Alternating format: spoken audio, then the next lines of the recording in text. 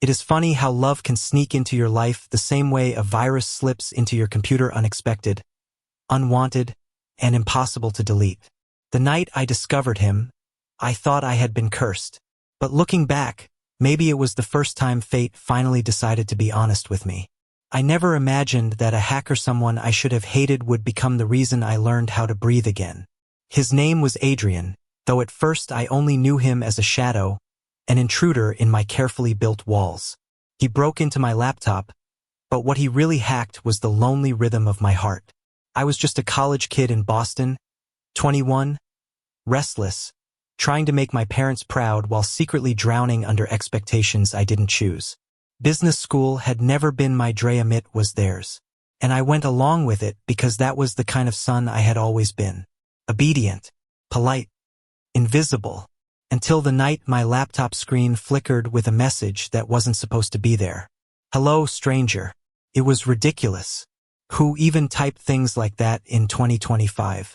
I almost laughed, thinking it was some dumb spam, but when the cursor moved on its own, my blood froze.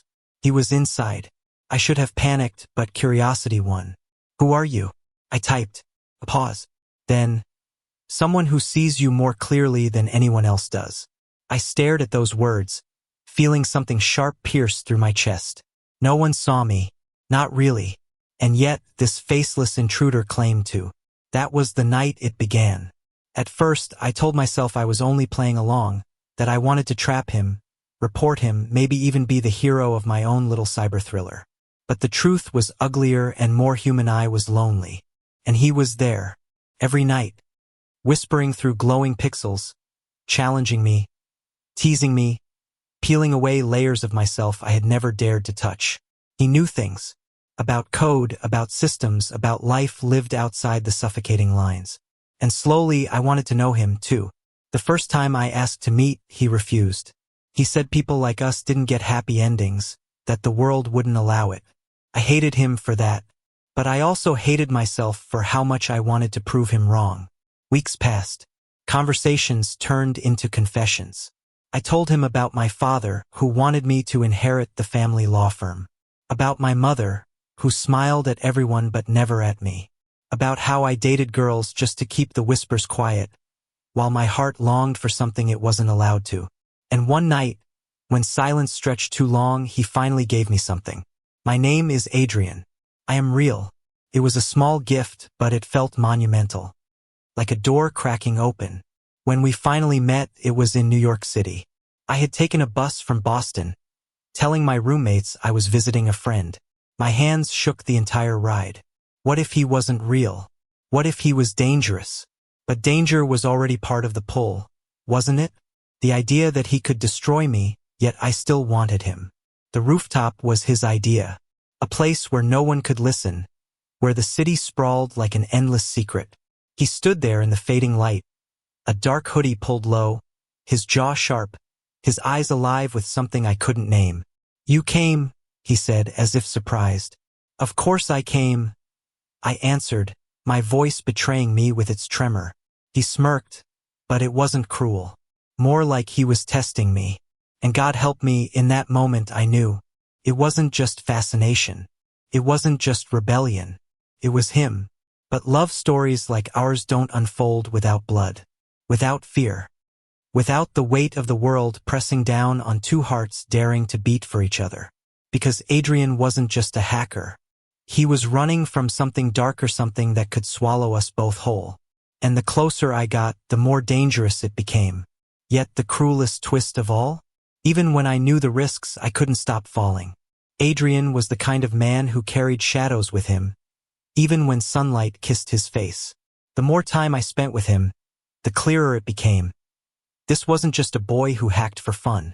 He was tangled in something vast, something that stretched far beyond two young men standing on a rooftop, trying to pretend they could love freely in a world that wanted them silent. The truth came in fragments. A late-night chase through subway tunnels when he thought someone was following us. A scar across his ribs I found by accident, my hand brushing his shirt as we laughed too hard at something stupid.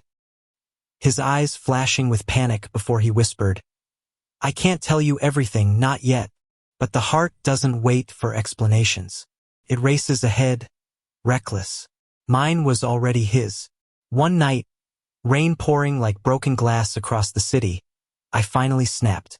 "You don't get to protect me by pushing me away," I told him. "If I'm in this, I'm in. With you. Whatever the cost." His jaw tightened. His hand trembled when he reached up to touch my cheek. "You don't know what you're asking for, Eli." "I know exactly what I'm asking," I whispered. "I'm asking for you." He kissed me then. Hard, desperate, like it was both a promise and a goodbye. And for a few stolen minutes, the world outside ceased to exist. But reality has teeth. 2 weeks later, my apartment door was kicked in at dawn. Men in suits.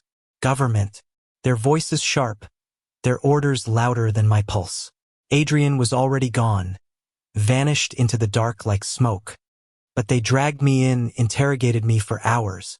Accused me of harboring a criminal, a thief who had exposed corruption at the highest levels. And still, all I could think was, he ran because of me. I almost broke that day. Almost told them everything. But then I remembered his eyes, the way he said my name like it mattered. And I stayed silent. They let me go, but the warning was clear. Walk away. Forget him. Live your normal life. Except normal didn't exist anymore. Not after Adrian. I searched. I coded through firewalls. Begged scraps of information from forums he once mentioned. Traveled back and forth to New York until the city felt like both a maze and a grave. Weeks bled into months. And still I refused to let go. Until one night I found him. Not in some cinematic chase, not with explosions or gunfire. But in the quiet of an old library in Brooklyn, where broken computers gathered dust and silence. He was thinner, wearier, eyes ringed with exhaustion. "You shouldn't be here," he whispered the moment he saw me. "I tried to forget," I said. "I can't." For the first time, he broke. The mask slipped. His hands shook as he pulled me close, as if he couldn't believe I was real. "I don't deserve you," he murmured against my hair. "Maybe not," I answered. "But I still choose you." We hid, for a while. Weeks spent in borrowed apartments, moments stolen like contraband. He taught me how to live outside the line show, to laugh too loud, how to kiss without fear, how to dream of something bigger than survival. But love, real love, doesn't thrive in hiding. It demands more. So one night we stood again on that rooftop in New York. The same place where it all began. The city sprawled beneath us, lights glittering like stubborn stars. "We can't keep running," I said. His silence was heavy. But when he finally looked at me, I saw its surrender, the hope he never wanted to admit. "Then we stop," he whispered. "Together." And that was it. Not some cinematic explosion, not some grand heroic stand. Just two boys who were tired of being afraid, choosing to hold hands against a world that told them not to. We turned ourselves in, but not the way they expected. Adrian walked into the courtroom with me by his side. He told the truth about the corruption he uncovered, about the lies buried beneath layers of polished suits and government files. And somehow the world listened. Not all of it. Not everyone. There were headlines, insults, whispers. But there was also light, support, a ripple of voices rising up for him. For us. For the idea that maybe love and justice weren't such distant strangers after all. The trial nearly broke him, but we survived. He didn't go free, not entirely. Probation, restrictions, scars that would never fade. But we walked out of that courtroom still holding hands. And that mattered more than anything. Years have passed since then. We built a life not perfect but ours. A small apartment filled with secondhand books and half-broken gadgets. Sunday mornings with coffee too strong and music too loud. Nights spent tracing constellations across each other's skin. Sometimes I think back to the boy I was, the one who thought love was something to hide, something too dangerous to chase. He wouldn't recognize me now, because I learned the truth. Love is the greatest hack of all. It breaks through the firewalls you build around your heart, slips past your defenses, rewrites everything you thought you knew about yourself. And if you're lucky, it leaves you not destroyed, but alive. Adrian was the hacker who broke into my life. But loving him was the first time I truly lived. And I'd choose him every single time. Thank you for listening. Don't forget to like and subscribe to stay updated with the latest videos.